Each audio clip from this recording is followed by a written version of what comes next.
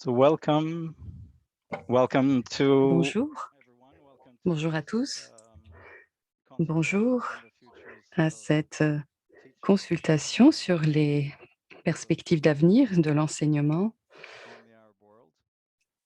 dans les États arabes.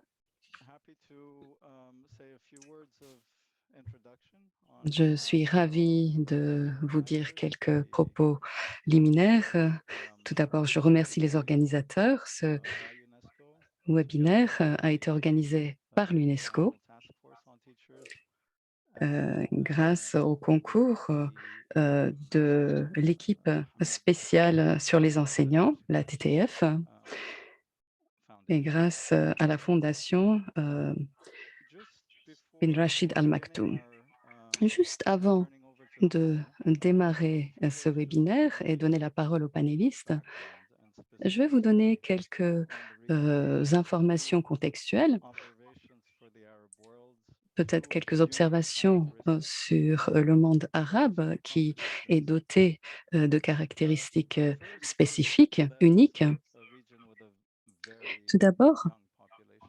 il s'agit d'une région dotée d'une population très jeune. You see that 60% the de highest cette population share of youth in the overall a population moins de compared to other regions. The region 60 ans. Donc c'est une immensely région vraiment très potential jeune avec for un potentiel considérable social, cultural, political development in other s'agissant des aspects développements in the sociaux, region. culturels, Yet politiques it's also pour a ce qui est de region la with région. Mais c'est également une high région rates of youth qui unemployment, a as également des taux de high as chômage très élevés 47% parmi les jeunes. average. Il s'agit du taux le plus élevé, qui est 2 fois plus important que la moyenne mondiale. Second observation or second La deuxième is that observation, there ou is a plutôt very une high demand contradiction for education in the par rapport à region. cette région, est qu'il And y a une demande très forte dans cette région. over the past 15, 20 years, S'agissant de la it demande en matière d'éducation, des progrès ont été réalisés access to ces dernières education, années afin de but also faciliter l'accès in à l'éducation, et ce, à tous les narrowing niveaux, the gender gap et in afin levels of également education. de combler le fossé qui existe entre les hommes et les femmes dans cette région. A chronic challenge, I would say, is the Toutefois, il quality of reste education, un défi chronique s'agissant of de la basic qualité de education l'éducation, in l'éducation de base, difficult times et nous avons constaté in recent cela de centuries, nombreuses fois where dans les évaluations de grande envergure countries that dans le have domaine de l'éducation. participated often Les États arabes qui ont are participé à below ces évaluations the global average, se trouvent souvent à un and niveau inférieur à la moyenne in fact mondiale, among the lowest of all the participating countries in reading et comprehension leurs taux sont parmi les plus in faibles basic parmi les pays so qui that participent, while notamment en there are mathématiques et en islands sciences. of excellence in Donc, il y a education des îlots in the region, d'excellence there à is travers la région, on average mais this en challenge moyenne, il y a ce défi qui demeure so I dans just la wanted région. to start this off too as Voilà, donc je voulais vous providing donner ces background quelques éléments the contextuels COVID-19. I mean, like elsewhere avant de in the passer world, au sujet this has de la Covid. obviously further challenges Ce sujet, effectivement, nous a apporté des défis supplémentaires affected pour participation l'accès à l'éducation, la and the participation quality efficace, of learning. et la qualité de l'apprentissage But ont it's été also affectés it has also par cette forced, pandémie. as we know, adaptation La pandémie nous a également forcés à nous and teachers have adapter been very et à much on the innover, front line with this. And we can et see les enseignants ont été the en foundations première ligne of de ces innovations. Et nous avvons constaté le in rôle education fondateur des enseignants dans l'éducation, dans les processus more éducatifs widely. et dans nos And sociétés de manière we've come générale. to realize that we can Et nous avons pu réaliser and que we must nous improve pouvons the teaching et and nous learning devons methods, améliorer les méthodes d'apprentissage et d'enseignement. revisit Nous curriculum, devons our assessments, revoir les programmes scolaires, nos méthodes d'évaluation, la gestion pédagogique des the écoles, culture of learning. et de mettre en place une culture de l'apprentissage. Before handing it over to the Avant panelists, de the passer la panelists parole for à nos being panélistes, willing to share et your je les ideas remercie and de insights. bien vouloir partager leurs expériences. Et avant de leur donner la parole, avant de donner la parole à Dr Malek Zalouk de l'Université américaine du Caire, je vais vous donner quelques éléments pratiques. Donc, cette réunion est interprétée en français, anglais, arabe. Il y a un bouton interprétation en bas de votre écran que vous pouvez utiliser. Cette séance est enregistrée, comme vous l'avez sûrement vu. Et il y a un chat qui vous permet de poser vos questions et partager vos observations pendant le panel. Et je souhaiterais également rappeler à tous les intervenants de bien vouloir éteindre vos micros une fois que vous avez fini de parler. Comme ça, de cette façon, nous n'aurons pas d'interférence pendant que les autres prennent la parole. Une fois de plus, je remercie l'ensemble des panélistes d'être avec nous et je donne la parole à Dr Malek Zalouk. Good afternoon, greetings, Bonjour and welcome to this very et scientific bienvenue timely à cette panel on the future of réunion qui education. tombe à point nommé sur les futurs de l'éducation dans les États arabes. مرحبا بالمشاركين في هذا اللقاء الهام Bonjour, والحيوي حول bonjour à مستقبل toutes et à tous ceux qui participent à ce webinaire très important pour les I'm futurs de l'enseignement. English as I introduce my Je vais panelists and parler our maintenant en anglais. Je vais on présenter les panélistes et ensuite je dirai quelques mots sur cette réunion consultative. Dr. Alors, Najwa, parmi nos the panélistes se trouve Dr Najwa she's Al-Hossani. currently the acting dean En fait, elle est doyenne par intérim du United Collège Arab d'éducation University de l'Université des Émirats arabes unis qui se trouve aux Émirats arabes unis. Bienvenue, I Dr welcome Najwa. our panelists, Elisa Il Guerra, y a également parmi nous who Elisa is Cuera, a fondatrice professor du in the Colegio Valle de International Philadelphia au Mexique.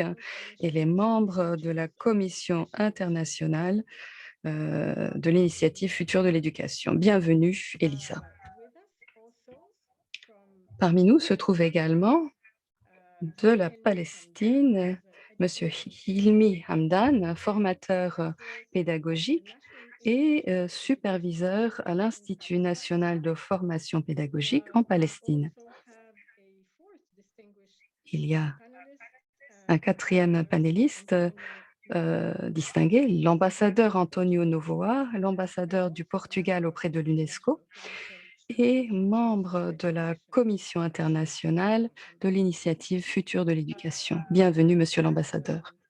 a young practitioner and who Il y a Safwa, une jeune praticienne, Christine Safwat de l'Égypte, qui est directrice exécutive de la fondation Educate Me en Égypte. Et vous avez bien entendu vu Dr Sobri Tawil, directeur de l'initiative Future de l'éducation auprès de l'UNESCO. Et enfin, nous avons parmi nous Carlos Vargas Tamez, chef du secrétariat de l'équipe spéciale internationale sur les enseignants pour l'éducation 2030. Il est également le chef de la section du développement des enseignants à l'UNESCO. J'espère que cette réunion sera productive, interactive et avant de poser mes questions aux collègues, aux panélistes, je tiens à dire quelques mots sur cette consultation. Comme je l'ai dit, il s'agit d'une consultation qui tombe à point nommé. Et elle arrive à un moment où il y a de nombreuses initiatives qui ont lieu simultanément sur le futur de l'éducation. Et elle intervient presque un an et demi après le début de la pandémie, où les enseignants ont prouvé qu'ils pouvaient occuper les positions de leadership, de chef de file. Ces enseignants jouent un rôle central pour ce qui est de l'apprentissage et de l'éducation. Ils ont démontré leur résilience dans la plupart des pays du monde et il y a des exemples absolument formidables s'agissant de ce qui a été accompli par ces enseignants dans le contexte de la pandémie. Il s'agit donc d'une conversation très importante sur le rôle central des enseignants dans cette région, dans la région des États arabes, et nous allons explorer ce rôle ensemble. Je vais d'abord poser une question à l'ensemble des panélistes afin d'explorer ensemble les avancées et les défis qui existent aujourd'hui, qui s'opposent aux enseignants de manière générale, mais de façon plus particulière pour les États arabes. Je me tourne vers vous, Elissa. Vous serez notre première intervenante. Vous avez 2 à 3 minutes. Dites-nous, s'il vous plaît, ce que vous pensez de ce qui vous donne de l'espoir s'agissant du rôle des enseignants dans l'éducation et pour la profession enseignante de manière générale. Merci, Malak. Bonjour, bonsoir, bon après-midi, où que vous soyez. Quelle année que nous avons vécue. Oui, j'ai de l'espoir et je suis très reconnaissante. Peut-être que cette pandémie nous a permis de mettre de côté cette idée absurde que la technologie pourrait remplacer les enseignants. Nous en avons débattu pendant des années, mais nous n'avons pas pu prouver ou dire que cette idée était une impossibilité. En tout cas, aujourd'hui, les enseignants jouent un rôle central et nous avons pu voir que l'éducation n'aura pas lieu par hasard lorsqu'on allume son ordinateur ou lorsqu'on se balade dans le parc. Il s'agit d'un processus intentionnel, organisé, et ce processus doit être partagé. C'est un processus collectif qui nécessite les écoles, qui nécessite également la présence d'enseignants. Alors, je ne peux pas vous dire que je suis contente qu'il y ait eu cette pandémie, cette situation catastrophique pour l'éducation. J'aurais bien entendu préféré que cette catastrophe n'ait pas lieu. Mais malheureusement, la pandémie est là. Et on peut en tirer quelques leçons. Nous sommes peut-être dans l'antichambre d'un renouveau de la profession enseignante. Nous avons une meilleure connaissance aujourd'hui du rôle vital, du rôle absolument essentiel des enseignants pour non seulement l'apprentissage, mais également pour l'économie, pour nos économies. Le débat sur les enseignants et la technologie ne doit pas porter sur le remplacement des enseignants par la technologie. Parfois, on dit que la technologie peut faire l'enseignant. Si on a la technologie, n'importe qui peut devenir un enseignant. Encore une fois, cette affirmation est fausse et nous avons pu la prouver. La technologie est formidable, bien entendu, si on a une bonne pédagogie au départ. La technologie amplifie la pédagogie, mais la technologie ne peut pas créer la pédagogie. Permettez-moi de faire une analogie. Si vous avez une voix, vous pouvez chanter, mais tout le monde n'a pas une voix mélodieuse. Il faut une formation musicale, du talent, souvent les 2. Et lorsque de telles personnes chantent, on a envie de leur laisser le micro. Mais lorsqu'il s'agit d'autres personnes qui n'ont pas ce type de formation. Ah, Elisa, vous avez une très jolie voix, de toute manière. Merci beaucoup. Merci, Elisa. C'était formidable. Merci pour cette intervention. Je vais maintenant parler en arabe. Ma question est pour Monsieur Helmi Hamdan. Ma question est la suivante. Qu'est-ce que vous espérez voir ou qu'est-ce qu'il faut faire pour renforcer le rôle des enseignants? renforcer leur rôle à l'avenir, mais aussi renforcer la profession de l'enseignement dans le monde arabe. À vous la parole, monsieur. Bonsoir, bonjour. Je n'ai pas bien entendu l'interprétation. Est-ce que vous pouvez reposer la question? Alors, monsieur, en 2 minutes, est-ce que vous pouvez nous dire ce qu'il faut faire pour renforcer le rôle des enseignants, mais aussi pour renforcer la profession de l'enseignement? Merci madame. Merci à tous les intervenants. Je vous salue de la Palestine qui est toujours un territoire occupé par la force de l'occupation israélienne. Et nous lançons ici un appel pour protéger l'éducation en Palestine, car ce secteur fait face à d'innombrables défis, des défis posés par l'occupant israélien.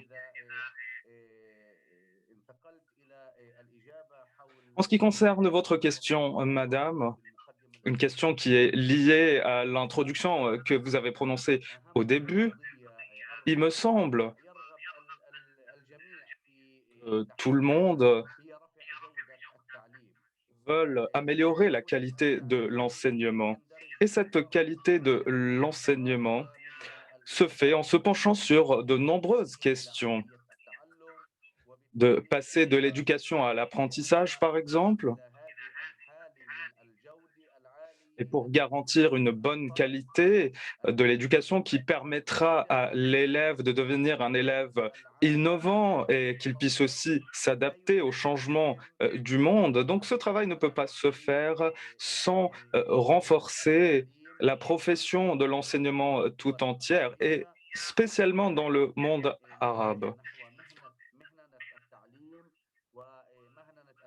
Il faut une véritable profession de l'enseignement. Il faut que ce corps de métier soit un corps de métier à part entière, comme la médecine ou d'autres professions. Il faut renforcer le statut social de cette profession. Il faut soutenir psychologiquement, émotionnellement les professeurs, car c'est les professeurs qui guideront leurs élèves et leur permettront de euh, réaliser leurs projets.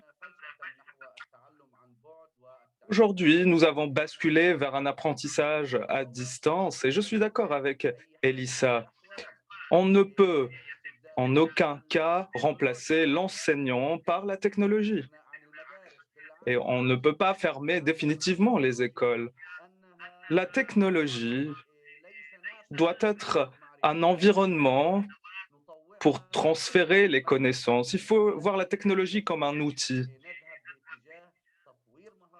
Voilà pourquoi il faut développer les enseignants, renforcer leur statut social et bien évidemment renforcer leur rôle et garantir un dialogue social concernant le statut de l'enseignant. C'est là le rôle que les syndicats, par exemple, doivent jouer. Si vous me permettez encore 1 minute pour finir ma réponse. Donc ici, je parle de renforcer le statut de l'enseignant. Et voilà pourquoi il faut un dialogue social. Par exemple, c'est ce qui a été fait à l'Union des enseignants palestiniens lors de ces dernières années. Et nous avons conclu un accord en Palestine en 2017.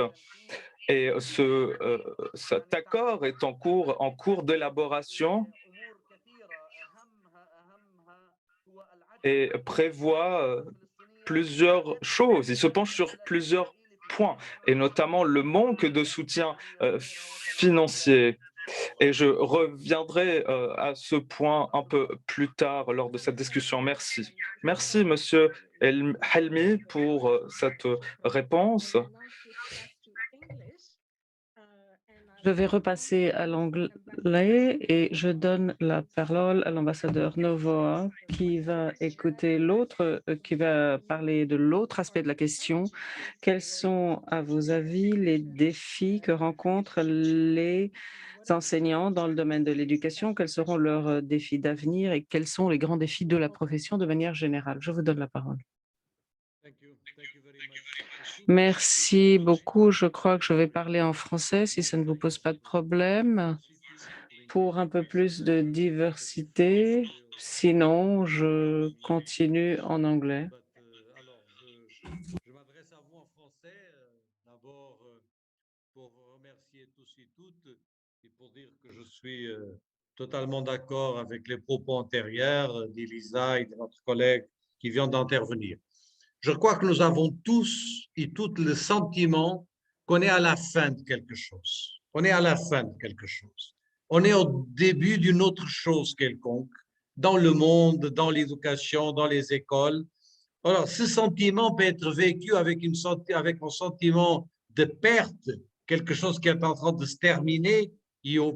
Parfois, on parle de la mort de l'école, on parle de la mort des enseignants, ou ça peut être vécu comme une espèce d'une renaissance, d'une réactualisation, d'un renouveau du travail des écoles, des enseignants. Et c'est dans cette dimension que moi je me place. Je crois qu'il y a aujourd'hui une conscience plus claire, comme disait Elisa, du rôle des enseignants. Et cette conscience claire est du rôle des enseignants en ce qui concerne les apprentissages, mais aussi en ce qui concerne les dimensions publiques et communes de l'éducation. L'éducation n'est pas uniquement un acte individuel. L'éducation n'a pas uniquement une dimension individuelle. Elle a aussi une dimension collective. Elle a une dimension de partage. Elle a une dimension du commun. Elle a une dimension de co-construction. Elle a une dimension de participation. Et c'est ça qu'on attend aujourd'hui des enseignants et dans l'avenir.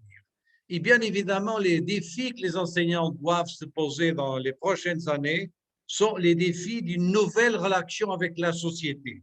C'est-à-dire, cette crise nous a montré qu'il faut que les enseignants soient plus proches, plus articulés des familles, des sociétés, des communautés, des mouvements associatifs, qu'il y a une participation dans ce que j'appelle l'espace public de l'éducation que les enseignants doivent remplir dans les années à venir, ce qui peut être aussi, moi j'utilise parfois ce concept, d'un nouveau contrat entre les enseignants et les sociétés.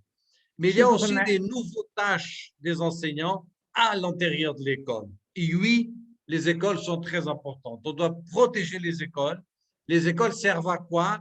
Dans une réponse classique, on peut dire les écoles servent à éduquer des êtres humains par d'autres êtres humains, les enseignants, dans le but du bien commun de l'humanité.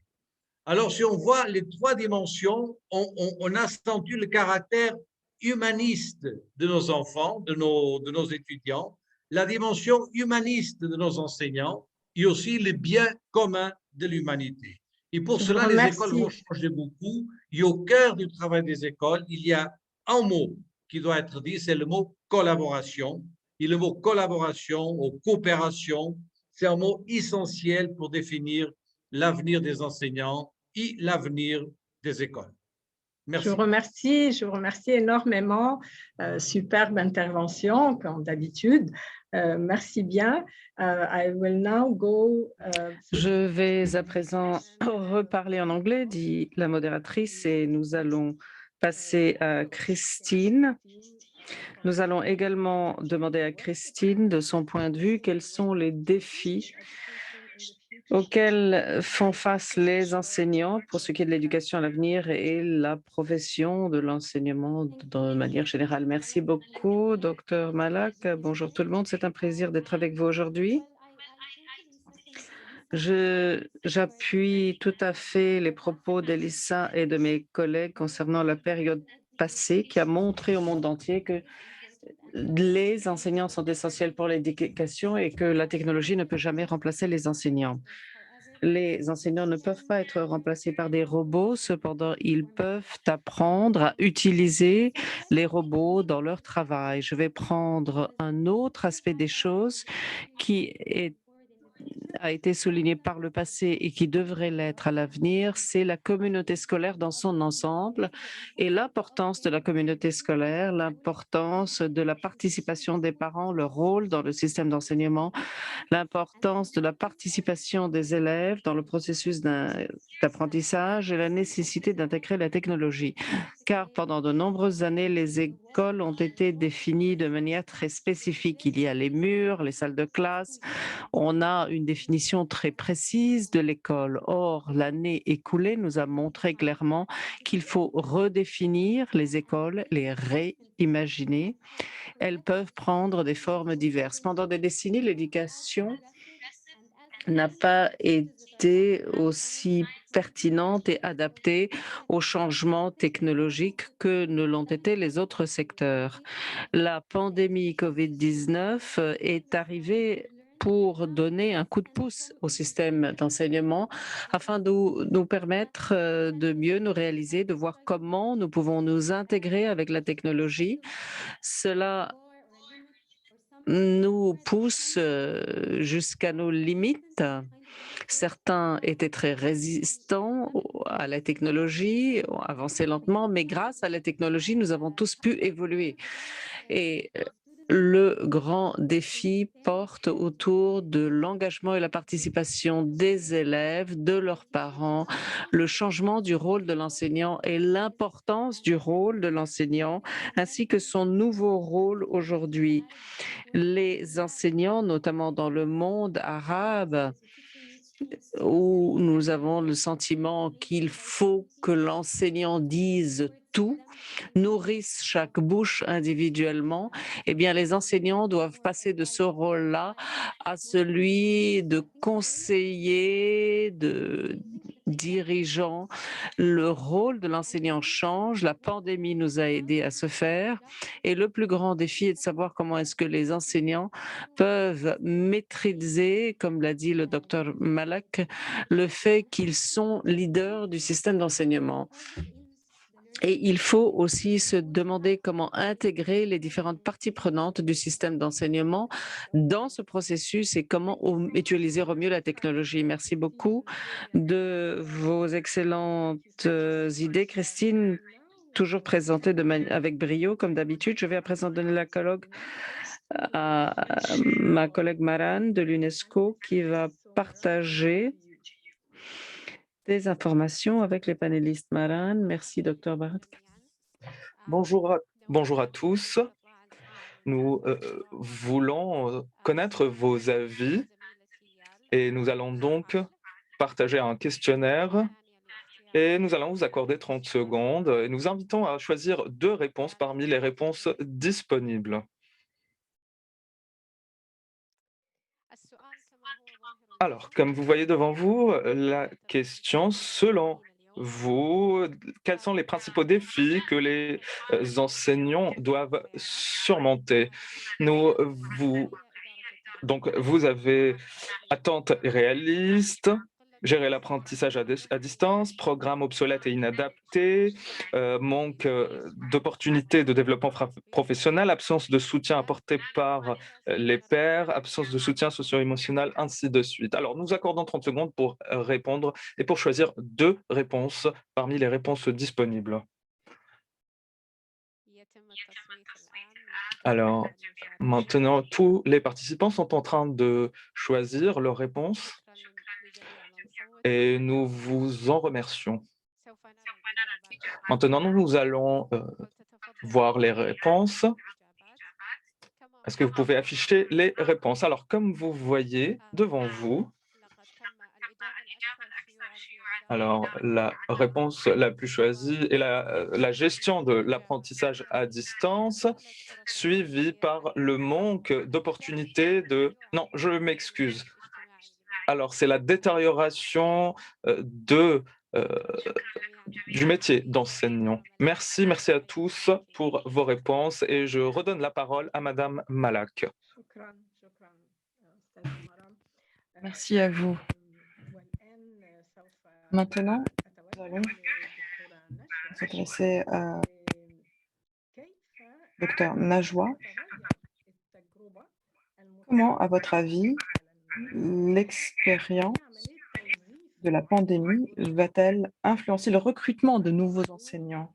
Quel est le rôle que l'on peut jouer afin de garantir l'attraction de nouveaux talents, de jeunes talents à la profession enseignante? Merci. Merci à vous. Merci à l'Association Hamdan, à l'initiative de l'éducation pour cette séance très intéressante et ce webinaire. En effet, le recrutement des enseignants, mais aussi l'attractivité de la profession, monter l'attractivité de la profession est quelque chose de très compliqué parce qu'il y a une véritable diminution des effectifs des enseignants, mais également la qualité de l'enseignement, la formation des enseignants. Nous constatons cela non seulement dans les pays arabes, mais dans différents pays du monde. Si l'on peut évoquer certaines raisons à cela, eh bien, l'on peut voir qu'à niveau mondial, le marché du travail mondial et la crise économique font que la profession de l'enseignement n'est pas très attirante à cause de la rareté des emplois. Par exemple, aux États-Unis, au Royaume-Uni, nous voyons une véritable pénurie en termes d'enseignants. Nous le voyons également en Nouvelle-Zélande, même en Chine, où une mesure a été prise pour recruter à nouveau les enseignants retraités afin de pouvoir prêter main forte aux instituts, aux écoles, et puis pour qu'ils puissent également former de nouveaux enseignants. Des sommes conséquentes ont également été consacrées dans certains pays afin d'encourager les enseignants pour aller dans les zones rurales, pour éviter ces déserts d'enseignement, pour éviter ce déséquilibre entre les zones rurales et urbaines.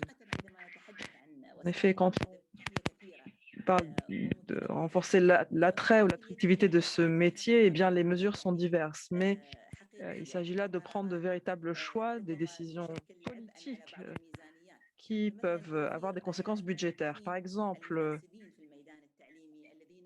la formation enseignante nécessite de recruter certains experts. Si ces experts ne sont pas là pour former l'enseignant, eh bien, cela ne permettra pas d'attirer plus d'enseignants pour la formation. Par ailleurs, les salaires sont aussi une véritable question. Si les salaires ne sont pas intéressants, de moins en moins de jeunes voudront poursuivre cette carrière. Il faut également que les horaires soient raisonnables pour pouvoir garantir l'enseignement, la qualité de l'enseignement. Par certains pays, l'on voit que les effectifs dans les classes sont excessifs. On peut voir jusqu'à 60 étudiants ou élèves dans une seule classe. Merci. Merci à vous, Dr Najwa Al-Hossani. Je vous remercie de cette réponse complète et précise. Je vais à présent parler anglais et redonner la parole à l'ambassadeur Novoa. Pourriez-vous répondre à la question suivante, Monsieur l'ambassadeur? Aujourd'hui, nous parlons beaucoup des changements quant à où, quoi apprendre. Tout le monde est très conscient de la nécessité de faire de l'auto-éducation. Pourquoi est-il important aujourd'hui, dans le cadre de notre discussion, de parler d'enseignement?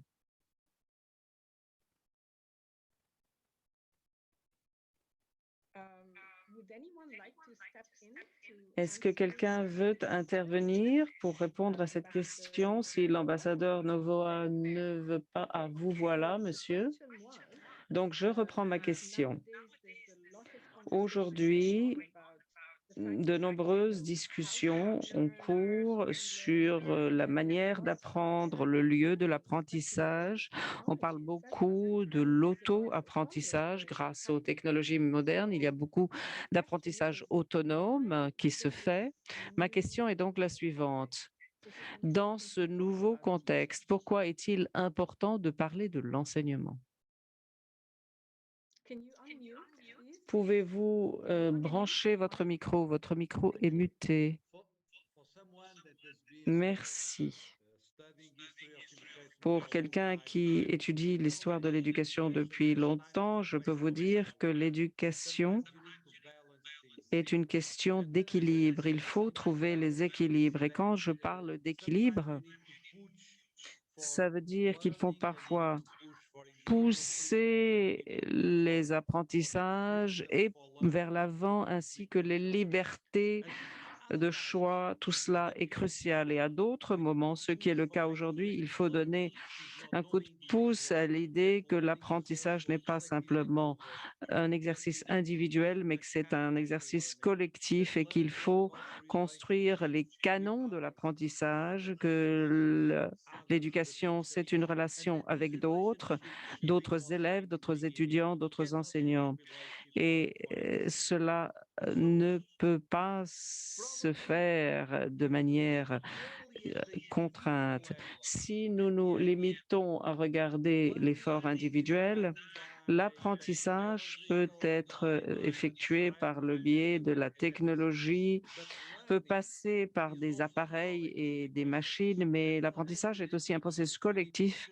Et pour cela, nous avons besoin d'enseignants. Nous avons besoin d'enseignants qui échangent directement avec les enseignants, avec les élèves, des élèves qui échangent avec d'autres élèves. Nous avons besoin de ce processus de collaboration, de co-construction, de co-création qui est absolument crucial. Et le rôle des enseignants est absolument vital et ne peut être remplacé par tout type de machine, même si la technologie est très importante, même si tous les progrès technologiques peuvent être importants entre les mains de l'enseignant pour l'aider à enseigner et à faire avancer ses élèves. Et j'aimerais dire encore une chose qui a été mentionnée par Christine au départ, et je le répète bien souvent. Je le répète tout en disant oui, mais. Eh bien, c'est l'idée selon laquelle les enseignants sont des leaders qui nous guident, qui ont un rôle social. Tout ça, c'est important à dire. Mais il ne faut pas perdre l'identité de l'enseignant, car bon nombre des personnes qui parlent de tout cela savent que nous sommes tous des formateurs. Tout le monde peut être enseignant. Aujourd'hui, tout le monde est facilitateur. Tout le monde peut enseigner car nous détenons la technologie.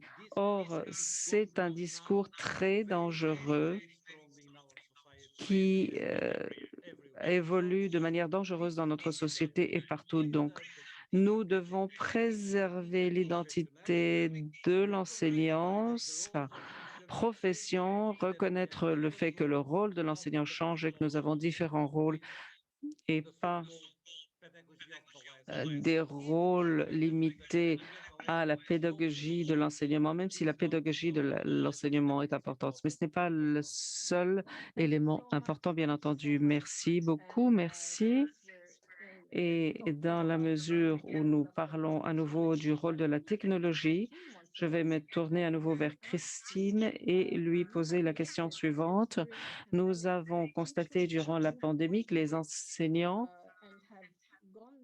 ont fait un effort majeur et ont fait l'effort de se former. Ils sont passés de mi-temps à des pleins temps et vice-versa. Quels seront, à vos avis, les effets de la pandémie sur l'enseignement? Merci, Dr Malak. Je pense que le distanciel, présentiel, etc., a été un une sorte de phase pilote. On est en train d'essayer de comprendre ce qui fonctionne, ce qui ne fonctionne pas dans ce contexte, non seulement dans la région, mais également dans le contexte spécifique des différents pays. Je pense que dans les régions comme la région arabe, ce qui fonctionne dans les écoles publiques est très différent de ce qui fonctionne dans les écoles privées. Les ressources ne sont pas les mêmes. Donc, quel en sera l'effet sur la profession enseignante? Eh bien, je pense que plus la technologie progresse, plus on l'utilise dans l'enseignement, plus il sera utile pour les enseignants et moins il le sera pour les enseignants. Cette jeune génération a grandi avec des téléphones portables. Ce n'est pas le cas des enseignants forcément. Donc les enseignants ont besoin d'apprendre davantage, ils ont besoin d'être agiles, de s'adapter. Mais comme l'ambassadeur Noah l'a dit également, il ne faut pas qu'ils perdent leur identité, leur pédagogie. Et cela nécessite un travail supplémentaire de la part des enseignants, mais également de la part de la gestion de l'école, de la direction de l'école. Et je pense que la technologie peut être bénéfique, peut être utile. Il y a eu des exemples positifs dans la région lorsqu'il y a les cadres en place s'agissant de l'utilisation de ces technologies. Il faut également des programmes de formation professionnelle pour les enseignants et une formation continue. Ces dernières années, nous avons vu que la profession enseignante devient de moins en moins attirante et aujourd'hui, il existe une opportunité considérable, c'est une occasion à saisir pour mettre en place des programmes de formation professionnelle pour les enseignants, pour les développements de carrière des enseignants, pour que l'enseignant puisse assumer pleinement son rôle de leader, de chef de file. Pendant des années, on a parlé d'entrepreneuriat. Je pense qu'il est temps de faire des enseignants des entrepreneurs, entre guillemets, des véritables acteurs, hein, puisque ce sont les enseignants qui comprennent l'utilisateur final de l'apprentissage. Ils font partie de cet écosystème et de ce monde si important. Merci Christine. Je vais parler de la formation professionnelle en arabe et je me tourne vers Dr Najwa. Docteur Najwa, quels sont les pédagogies, les moyens, les contenus que doivent contenir les curricula de formation des enseignants? Comme vous le savez, ces curricula de formation des enseignants sont essentiels. S'ils ne sont pas renouvelés, s'ils sont prescrits, s'ils ne sont pas mis à jour pour suivre les changements, cela créera un déséquilibre, notamment dans la conjoncture actuelle. Si l'on veut que l'enseignement soit une réussite, que les curriculums soient une réussite, nous, en tant que concepteurs de ce curricula, nous devons être capables d'un changement de paradigme, de culture, afin que l'enseignant aussi puisse s'adapter à son rôle, à son nouveau rôle, son rôle de facilitateur et non de donneur de leçons. Il doit également lui-même aller à la recherche de l'information. Si l'on peut parler davantage des sujets qui doivent être couverts dans les formations d'enseignants, il faut intégrer la technologie, l'apprentissage de la technologie. Nous avons un terme aux Émirats, nous appelons cela l'éducation intelligente, pour enseigner aux techniques de l'enseignement hybride, multimodal. Et les Émirats arabes unis ont présenté un projet pilote en la matière en 2012. Donc nous sommes familiers avec cette question d'enseignement hybride, et ce depuis près de 9 ans. Il faut aussi, dans les curriculums de formation des enseignants, se concentrer sur le bien-être des enseignants, mais aussi des élèves. Les formations des enseignants doivent aussi introduire l'idée de l'innovation, de la créativité, notamment dans créativité dans les nouvelles formes, pour trouver de nouvelles formes d'évaluation des étudiants, des élèves, et de s'éloigner un tout petit peu des modes traditionnels d'évaluation et de contrôle continu. Il y a également un élément que nous considérons très important, c'est la formation sur le terrain, formation pratique. Par exemple, aujourd'hui, avec le confinement, nous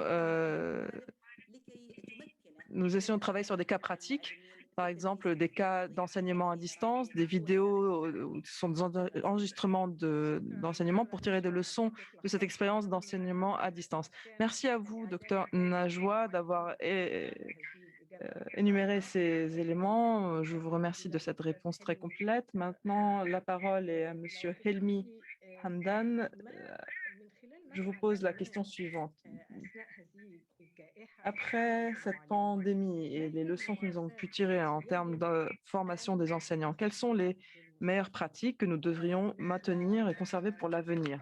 Je donne l'exemple des classes de petits effectifs, de participation aux cours à distance, de différentes expériences qui ont été concluantes pendant la pandémie. Merci beaucoup, madame. Je suis d'accord avec ce qui a été dit de la part de mes collègues. Et ici, j'aimerais insister sur l'importance de la prospérité de l'enseignant. Et les réponses qui ont été apportées tout à l'heure au questionnaire ont démontré que le statut social de l'enseignant est un élément important pour l'avenir de l'éducation. La profession de l'enseignement l'enseignement n'est pas un droit fondamental seulement pour l'être humain, mais il est aussi un droit pour accéder à d'autres droits. Ainsi, il est très important, si l'on veut réellement développer l'enseignement et le protéger, il faut donner une priorité majeure aux professeurs, à l'enseignant et à sa prospérité. Voilà pourquoi je pense qu'aujourd'hui, et suite à cette pandémie et ses effets, notamment ses effets en matière économique, il y a aujourd'hui de véritables difficultés quant au soutien financier du secteur de l'éducation et de l'enseignement. Voilà pourquoi il faut trouver des solutions alternatives afin de protéger ce secteur. Et bien évidemment, je suis d'accord qu'aujourd'hui, dans la majorité des établissements ou même dans les ministères, il y a une tendance vers l'auto-apprentissage et l'apprentissage tout au long de la vie. Voilà pourquoi il faut autonomiser les enseignants afin qu'ils puissent maîtriser ces stratégies et ainsi garantir un meilleur avenir pour l'éducation et bien sûr passer de l'éducation à l'apprentissage, un apprentissage continu et qui se développe en permanence. Merci, Monsieur Halmi. Je vais demander à Maram de prendre la parole pour nous présenter le deuxième sondage. Bonjour. Comme la première fois, ma collègue Yara va vous montrer un sondage rapide. Vous aurez 30 secondes pour choisir deux options parmi les questions posées. Quels sont les meilleurs moyens pour soutenir les enseignants, à les aider à diriger le changement dans le domaine de l'éducation à l'avenir? Transformer la formation des enseignants, accroître l'autonomie des enseignants, impliquer les enseignants dans l'élaboration des politiques éducatives, investir dans la direction des écoles, améliorer la mobilité et le développement de carrière, favoriser les réseaux de soutien par les pairs et le mentorat des enseignants, une meilleure infrastructure, y compris les TIC, et enfin améliorer le ratio enseignants-élèves et les classes plus petites. Donc, prenez le temps qu'il vous faut dans les 30 secondes pour faire vos choix. Il faut en choisir deux.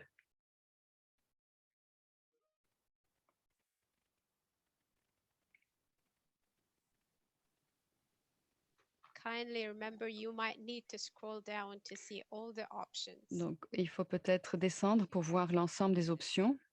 Il faut en choisir deux.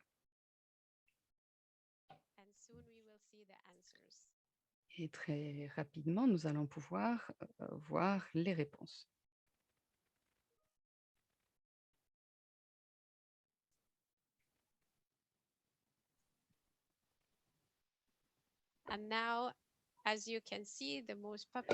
Comme vous pouvez le voir, la réponse la plus populaire consiste à impliquer les enseignants dans l'élaboration des politiques éducatives.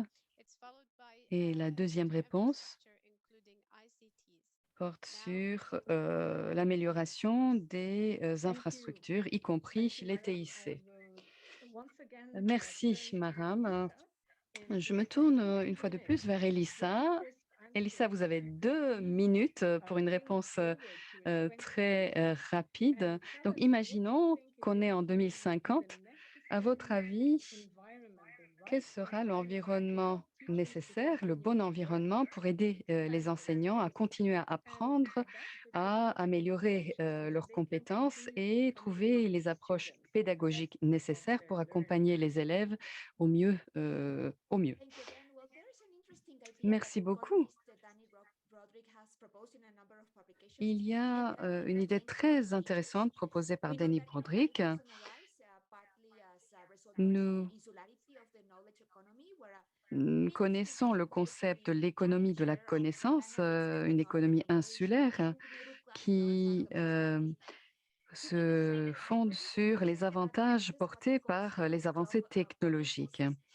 Alors, dans ce contexte, nous avons besoin de politiques dans le domaine de l'emploi qui puissent lutter contre les inégalités. Et nous avons besoin de créer des emplois qualitatifs. Donc, de quoi s'agit-il? Un emploi avec un bon salaire, certes, mais également un emploi qui permette une autonomie et des perspectives d'avenir. Les enseignants ont besoin de ces emplois qualitatifs avec un bon salaire, de bonnes perspectives d'évolution. Nous le savons, mais il manque des moyens pour les mettre en œuvre. Il y a eu très peu de place accordée à la créativité et à l'innovation. Les enseignants ont dû innover eux-mêmes sans demander permission à qui que ce soit. Donc, la pandémie a posé un défi au système éducatif à travers le monde. Et malgré cela, les enseignants ont trouvé le moyen de trouver des solutions. Ils ont trouvé des solutions parfois fragiles, parfois plus pérennes, et ils ont poursuivi ce processus éducatif dans leurs écoles, dans leurs communautés et même sur le plan international. Ils ont collaboré avec d'autres enseignants pour mettre en place ces nouvelles compétences. Je pense qu'il s'agit là d'une opportunité sans égale dont il faut profiter. Merci, Elissa. Ambassadeur Novoa, pouvez-vous nous donner une idée de l'approche de la Commission sur ce sujet, sur l'avenir, sur le futur de la profession enseignante? Merci. La Commission travaille dans l'ensemble des domaines abordés lors de cette réunion. Donc, nous expliquons qu'il existe un besoin de transformation dans cette profession sans perdre les enseignants, sans transformer totalement les enseignants ou le processus éducatif. C'est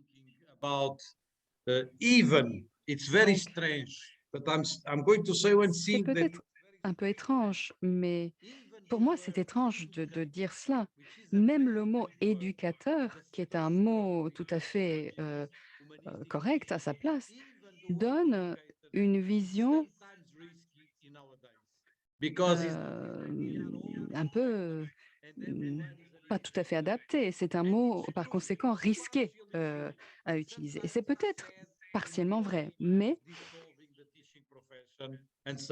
il faut trouver les bonnes solutions pour cette profession. Nous savons que les enseignants, comme sont des parents, il s'agit d'individus. On a tendance à dire que nous sommes tous au même niveau, mais nous ne sommes pas tous au même niveau. Il y a l'éducation qui a lieu au sein de la famille et l'éducation qui a lieu à l'école. Il s'agit de deux missions différentes, deux missions bien à part. C'est pourquoi nous avons besoin d'enseignants dotés des compétences justes avec une mission renforcée. Je pense que l'enseignement, la formation des enseignants et leur implication dans la mise au point des politiques est absolument essentielle. La formation des enseignants consiste à partager ce que nous savons déjà. Il s'agit de partager nos connaissances professionnelles.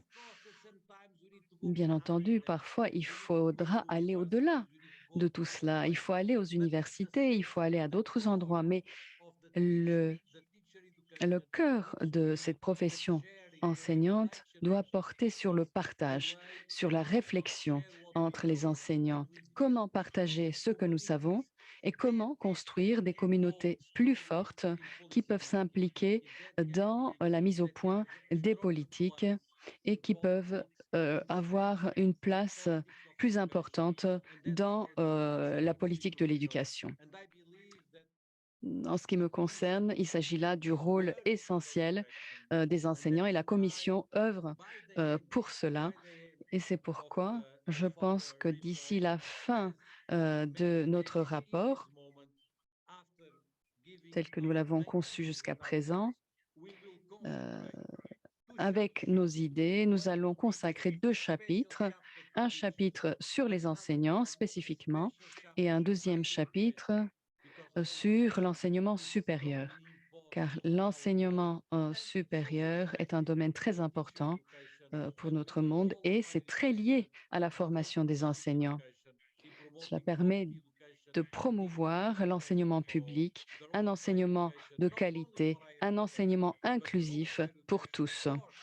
Donc, le rôle de l'enseignement supérieur et ses effets sur l'enseignement primaire et secondaire.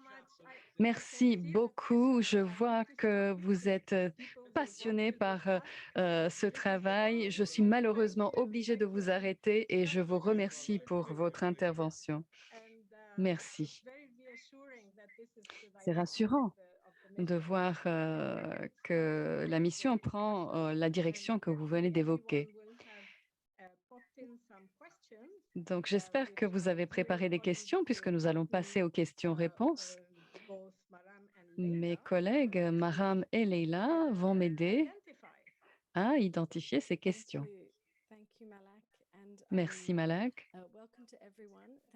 Bienvenue à tous. Merci pour ces discussions très intéressantes. Il y a eu une discussion très riche également dans la partie questions-réponses du chat. Je remercie l'ensemble des participants pour leurs questions.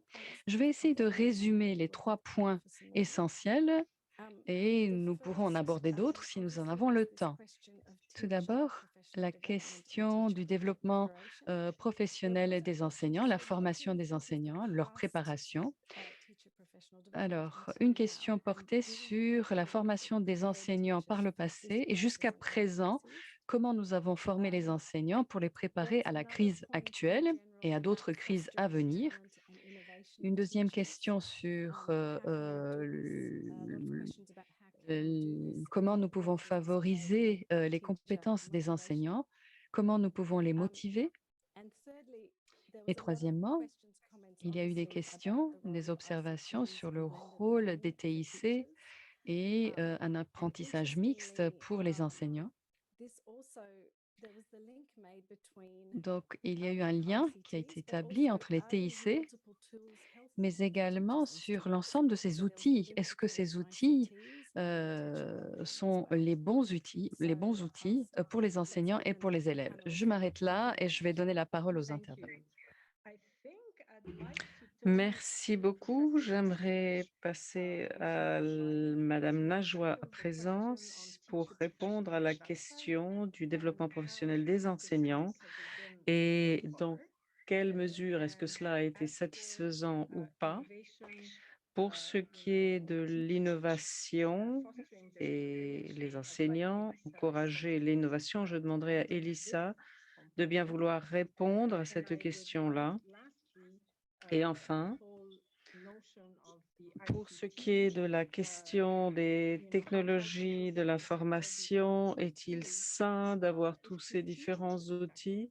Je demanderai à Christine de bien vouloir répondre à ce dernier point. Merci. Docteur Najour. Merci. En effet, la formation des enseignants est une étape essentielle,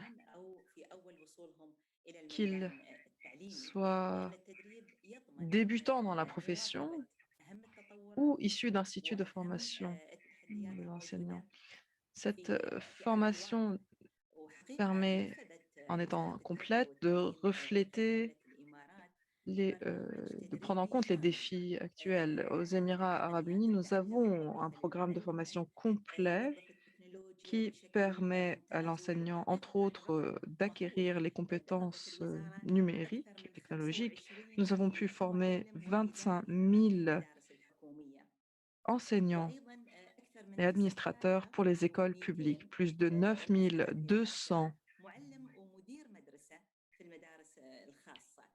enseignants et directeurs d'école pour les écoles privées. Nous les avons formés à la nouvelle technologie, aux nouvelles technologies, de manière à pouvoir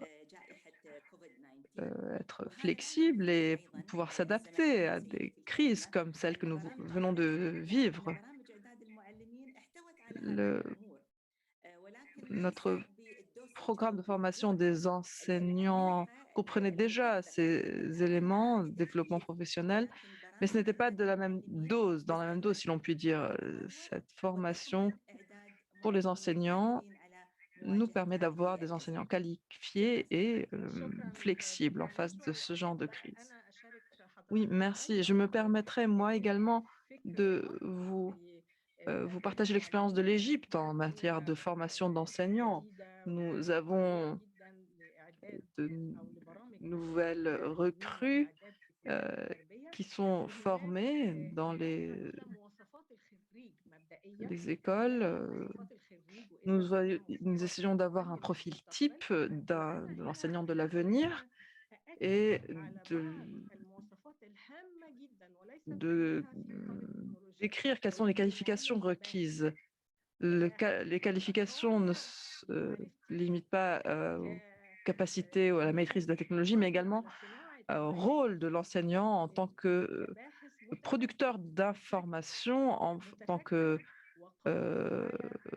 enseignant-chercheur, capable de créativité, capable de réflexion sur sa carrière, sur sa performance, sur le contenu de ses cours, mais également un enseignant autonome qui sait prendre des choix et des décisions autonomes. Je vais à présent passer à l'anglais, dit la modératrice, après avoir présenté les idées très importantes pour la préparation des enseignants. Évidemment, ça ne porte pas simplement sur une prouesse technologique, mais sur la capacité des enseignants à développer leurs activités de recherche, à travailler dans le domaine de l'innovation, l'autonomie, la création et les processus de prise de décision créatrice au sein de la salle de classe. Et je demanderai à Elissa à présent de s'intéresser aux moyens d'encourager l'innovation chez les enseignants. Merci, Malak. Je voudrais compléter ce qu'a dit l'ambassadeur Novoa, apprendre de manière collective et comment nous apprenons mieux quand nous sommes ensemble. Je pense que l'innovation n'est pas un processus individuel chez les enseignants. Nous avons besoin d'une culture de collaboration pour encourager l'innovation. Il est toujours difficile d'innover quand vous êtes tout seul dans votre coin. Il faut donc quelqu'un qui mène ce projet d'innovation. Il faut le soutien des pairs pour l'innovation. Et cela résume un petit peu la situation. On peut avoir de bonnes idées, mais sans bonnes équipes pour porter ces idées, il est difficile d'aller de l'avant. Je suis tout à fait d'accord avec vous, c'est tout à fait brillant. C'est pour ça que des communautés de pairs apprenants est très importante dans le cadre de la formation des enseignants. Peut-être que l'ambassadeur Novo, en 1 minute, pourrait rajouter quelque chose. Non, vous avez tout très bien dit, Malak et Elisa. Si nous passons à la seconde question posée par les participants, talent et innovation, c'est très facile. Si vous regardez le secteur de l'éducation, vous savez que tout ce qui est important commence par une première session entre deux enseignants. Peut-on faire les choses différemment? Peut-on tenter quelque chose de nouveau? Et puis, on passe de 2 enseignants à 3 et 4 et 5 et 6 et au-delà. C'est ainsi que l'expérience se développe dans le secteur de l'éducation. On ne part pas de politique ou de gouvernement ou d'éléments externes, on passe toujours par ce type de collaboration, parfois dans des très petites écoles, parfois dans des communautés très pauvres, mais les choses se font ainsi par le biais de ce dialogue constructif, comme vient de le décrire Elisa. Merci beaucoup. Christine, voudriez-vous traiter de cette idée qui consiste à savoir si l'introduction des technologies de l'information apporte plus d'outils? Quelle est la position des enseignants? Alors, ayant travaillé par le passé dans les réseaux et l'ingénierie de réseau, ayant travaillé dans le domaine de la formation des enseignants, je peux vous dire que nous avons fait un peu de gestion sans utiliser beaucoup de technologie par le passé. Et ceci montre combien le secteur de l'éducation était en manque de technologie. Et nous n'avions pas cette possibilité de modification rapide que l'on connaît dans le secteur technologique. Le fait que la pandémie ait introduit les technologies de l'information et l'enseignement mixte a démontré que l'interaction humaine est très importante. Quand on parle de formation mixte, on parle d'enseignement en ligne et en salle de classe. C'est le nouveau défi et je pense que l'introduction de toutes ces technologies de l'information d'enseignement mixte ont permis aux enseignants de faire face aux technologies pour mieux performer avec le soutien nécessaire, comme l'a si bien dit le docteur Najwa tout à l'heure. Et évidemment, cela permet d'être plus créatif, plus innovant et pour être entreprenant dans le domaine de l'enseignement. Mettre en place de nouvelles initiatives et c'est toujours plus pertinent quand les idées viennent de chez les enseignants qui sont en fait sur le terrain et au centre de la pièce. Nous, éducateurs, avons travaillé avec les enseignants dans le système public et nous avons vu que les enseignants au départ étaient très résistants à la technologie, disaient jamais nous ne pourrons, jamais nous ne saurons, et qui sont par la suite devenus des maîtres dans ce domaine. Merci beaucoup, Christine. Vous avez tout à fait raison et je vois bon nombre de commentaires sur la durabilité de l'apprentissage électronique. C'est comme si le fait que cette pandémie avait obligé un petit peu tout le monde à entrer dans le monde du numérique et de la technologie. J'aimerais rappeler tout le monde du fait que nous ne devons pas, à mon avis, être simplement accrochés aux plus récentes technologies. Il faut essayer de combiner les technologies anciennes et les technologies nouvelles. Et c'est ici que l'ingénuité de l'enseignant, sa créativité, permet de créer un résultat satisfaisant. Est-ce que, en réponse à une question qui a été posée, comment est-ce que vous concevez la continuité de l'éducation, de l'enseignement à distance?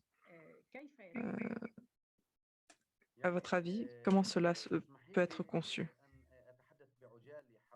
Permettez-moi d'évoquer la question de la formation de l'enseignant.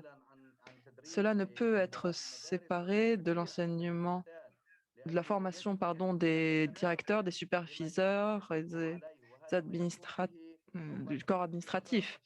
Il faut que tout cela soit cohérent et émane d'une politique adoptée par le ministère chargé de l'enseignement. Moi-même, j'ai été responsable de la formation d'enseignants auprès du ministère et nous avons pu former des centaines de milliers d'enseignants, même avant la pandémie. Et donc, je considère qu'afin de garantir la continuité de l'enseignement dans toutes ses formes, qu'il s'agit de formes hybrides, à distance, eh bien, il faut d'abord répondre aux défis. Le premier défi est l'interaction avec l'élève, l'interaction de l'élève, de l'apprenant via ces modes d'enseignement. Il faut également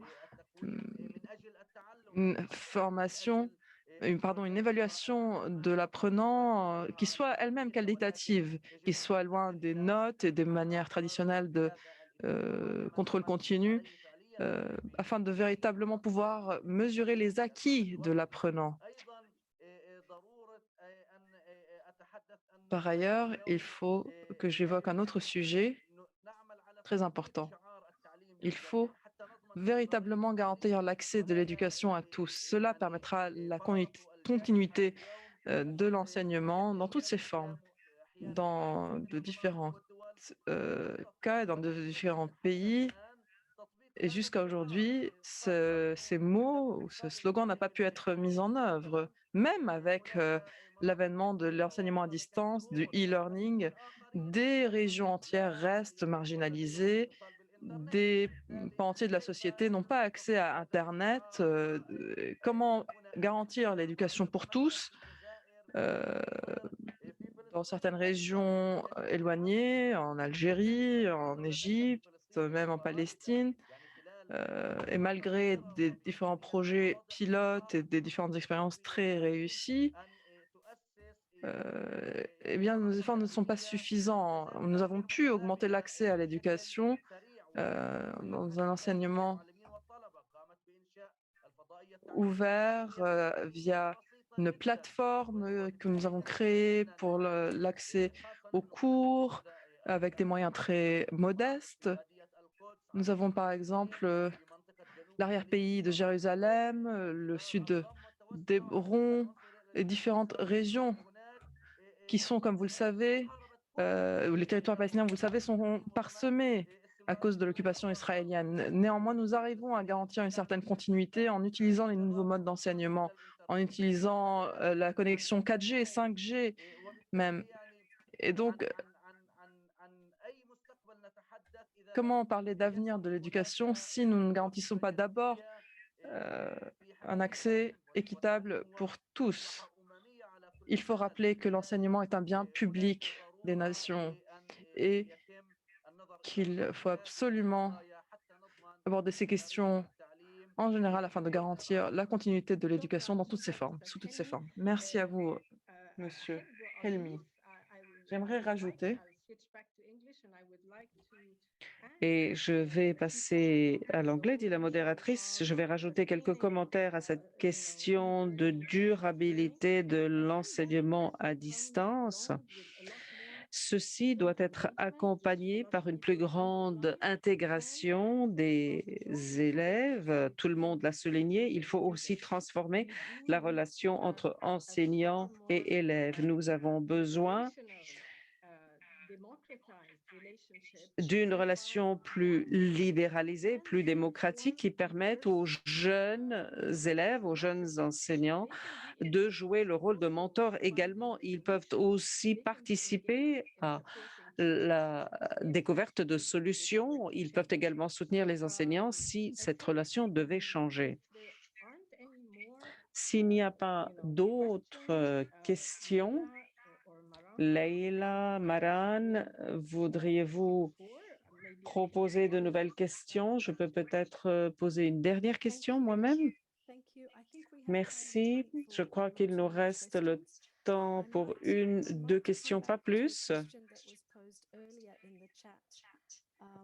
Je vais revenir à une question qui a été posée tout à l'heure par le chat et je demanderai au panel d'y répondre.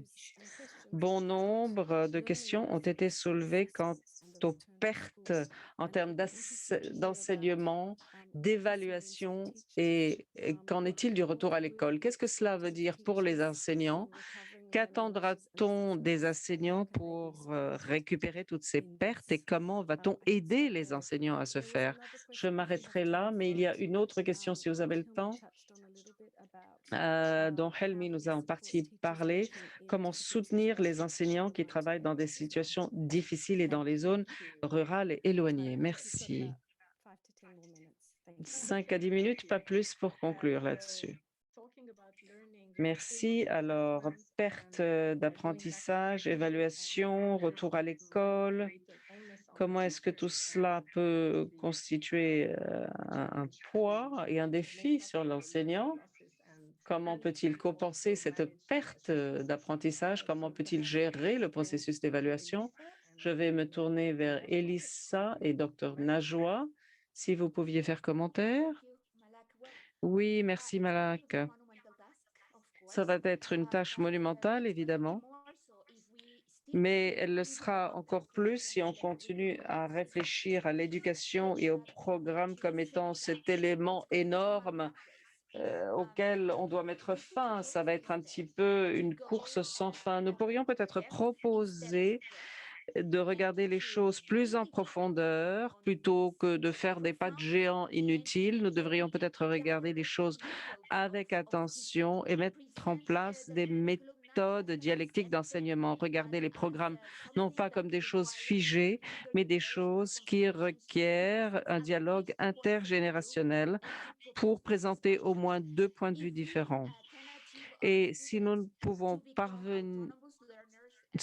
pas encourager nos étudiants à devenir des apprenants autonomes au sein de l'école, s'ils peuvent devenir des apprenants tout au long de leur vie et des apprenants tout au long de leur vie, ce sera plus facile pour dépasser les difficultés de cette pandémie. Donc, il faut garantir le détail, la profondeur plutôt que de l'éparpillement et la collaboration avec les autres. Dr Nashwa.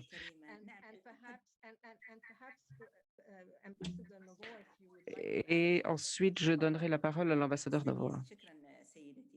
Merci, merci madame. Alors, cette perte en matière d'apprentissage a été constatée dans plusieurs pays. Et je suis d'accord avec ma collègue Elissa. Il faut trouver de nouveaux éléments sur lesquels il faut se concentrer.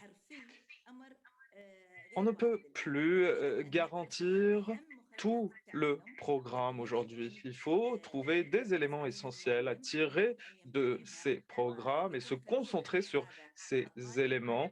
Et c'est un choix qui doit être fait par l'enseignant pour, bien sûr, pallier cette perte. Dernier point, il faut que l'apprentissage aujourd'hui, l'enseignement aujourd'hui doit passer, comme on le disait tout à l'heure, l'enseignement doit passer de l'éducation ou de l'enseignement à l'apprentissage.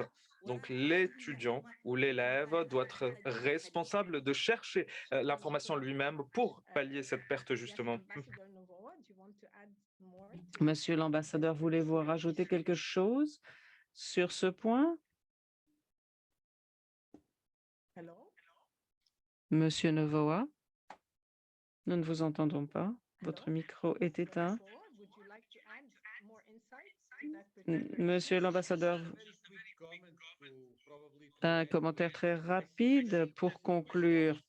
Je crois que la question de la perte d'apprentissage est très importante car nous faisons face à une crise profonde. C'est une période difficile et il faut en être conscient.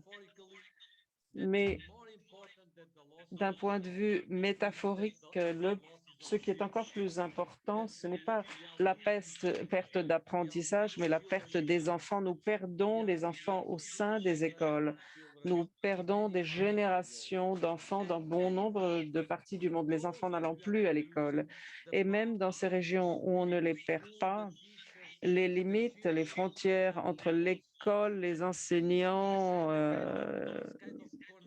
les élèves sont perdus. Et ce type de lien, le fait de faire partie d'une culture scolaire, d'une formation scolaire, perdu et ce qui m'inquiète le plus. Même si je suis inquiet de la perte d'apprentissage, je suis encore plus inquiet de la déconnexion des enfants de l'école, de l'éducation. Je crains la perte des élèves. Nous sommes en train de perdre une génération d'enfants et on ne peut pas perdurer. Il faut donc faire de notre mieux pour ne pas perdre les enfants. Merci.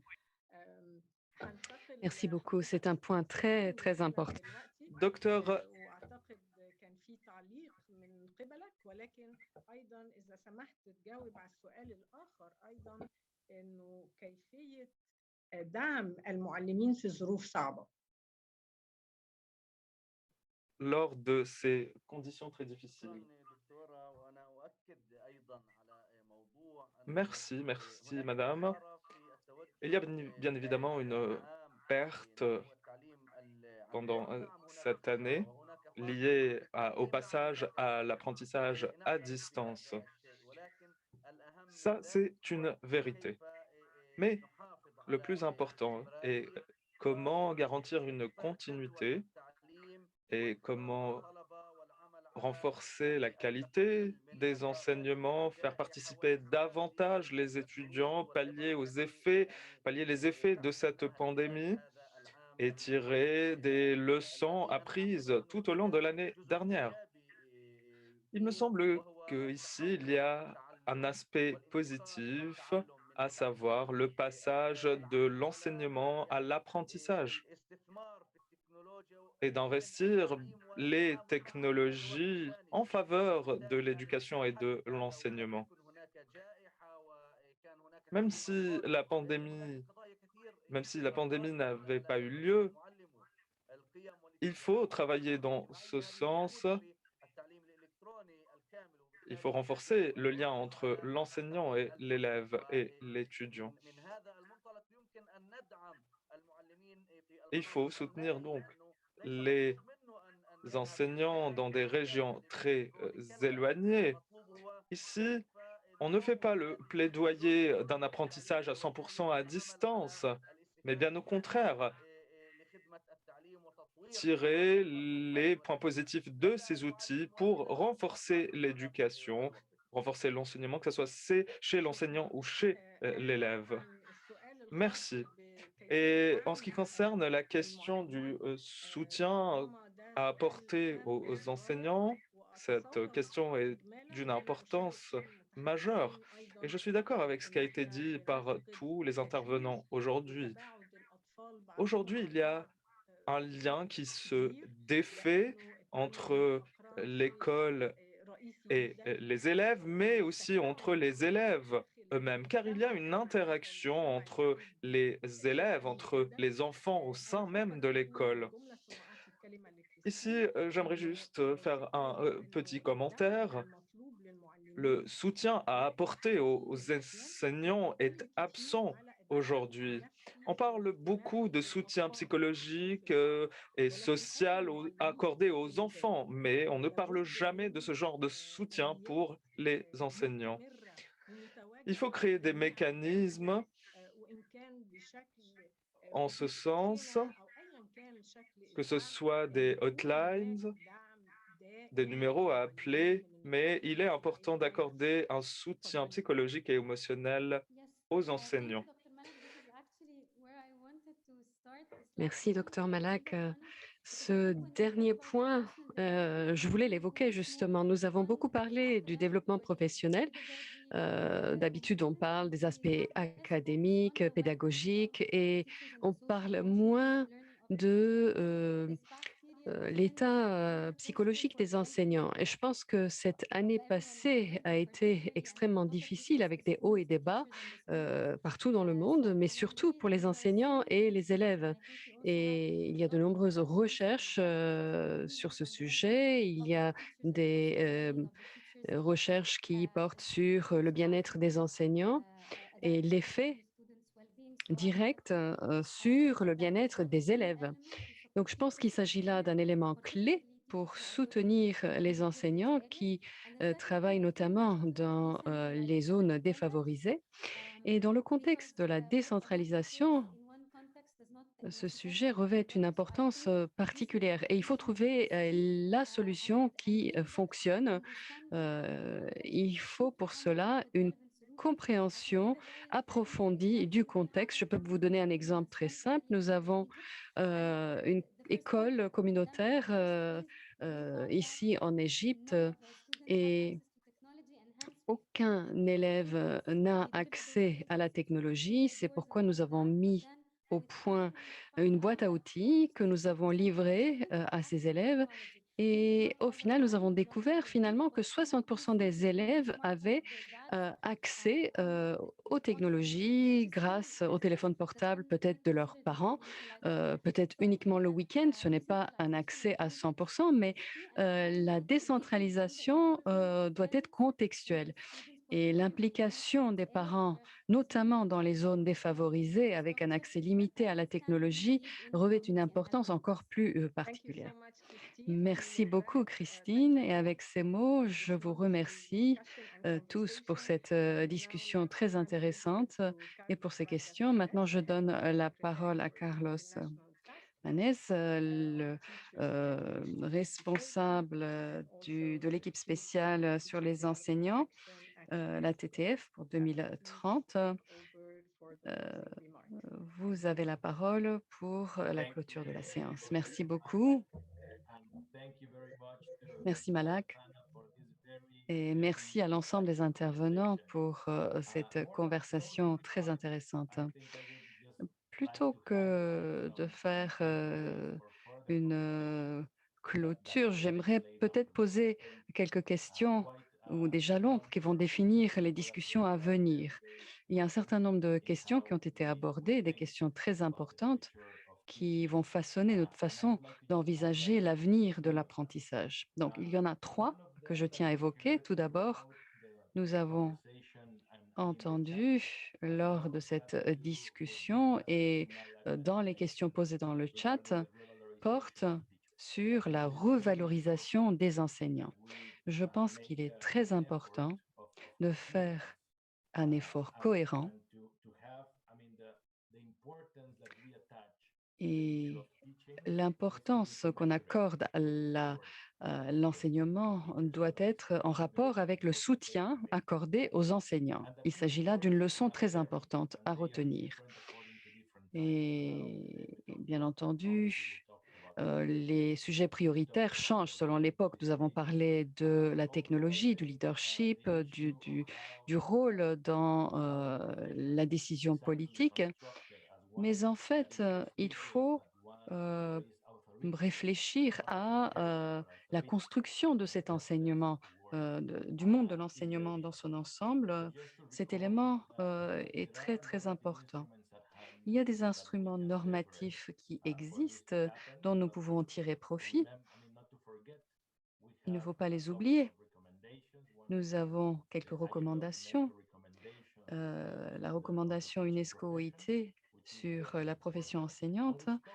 Il s'agit d'une recommandation très importante qui porte sur les exigences minimum sur les conditions de travail, la rémunération et le soutien dont les enseignants ont besoin pour effectuer leur travail très important.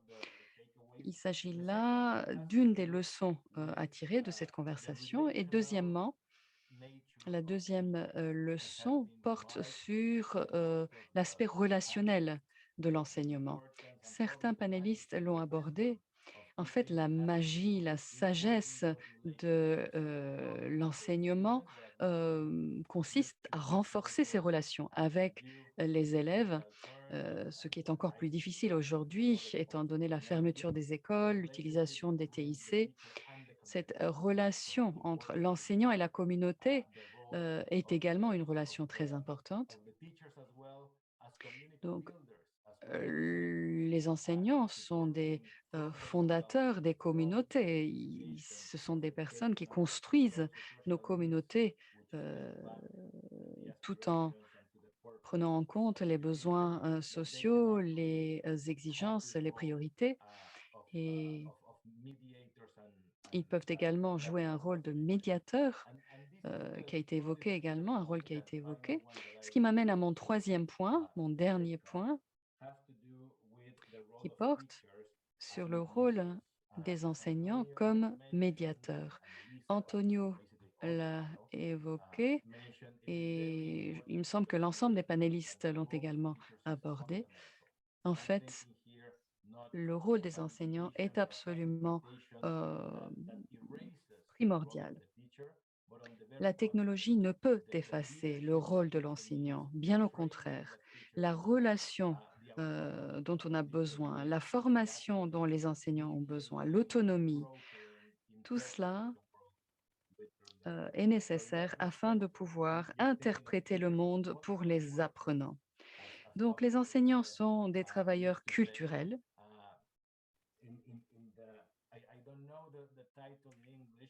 Je ne sais pas quel est le titre en anglais, mais des lettres à ceux qui se préparent à enseigner. C'est la traduction de l'original espagnol. Pardonnez-moi pour cette traduction en direct, dit l'orateur. En tout cas, il s'agit de préparer le monde, préparer à appréhender ce monde pour les apprenants. Il s'agit là d'un moyen d'action dans la pédagogie, une pédagogie de l'espoir, une pédagogie fabriquée par l'homme et qui peut être transformée grâce à l'action collective. Donc voilà les leçons à tirer de la sagesse de ce panel. Et je vous remercie tous pour cette réunion absolument brillante qui tombe à point nommé Christine, Najwa, l'ensemble des intervenants, Hilmi, Antonio.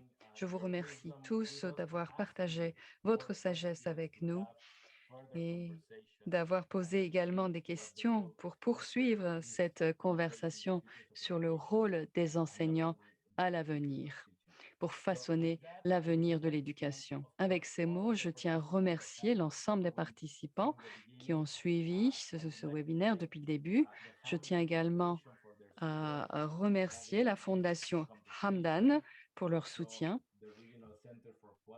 le Centre régional pour la qualité et l'excellence dans l'éducation, APEX, ALESCO, nos collègues à l'UNESCO Beyrouth, dans le bureau régional pour les États arabes, mais également nos collègues de l'équipe spéciale sur les enseignants qui ont organisé cet événement. Avec ces mots, je tiens à vous remercier tous une fois de plus et nous allons faire le bilan de ces différentes conversations que nous avons eues aujourd'hui et nous allons produire un rapport que nous pourrons partager avec vous dans un avenir proche. Et tout cela fera partie des conversations à venir et de la rédaction finale de la publication à venir au mois de novembre. Merci à tous, bon après-midi, bonne soirée ou passez une excellente matinée où que vous soyez. Merci beaucoup. Bye bye. Bye bye to everyone. Bye, thank you. Thank you. Bye, Antonio. everyone. Merci. Thank you very much. Au revoir à Bye tous. bye. شكرا Thank you, Alex. لكم جميعا. Thank you very much. Goodbye. Thank you, Shelmy. Merci, Gracias. au revoir. Gracias a ti, Alicia.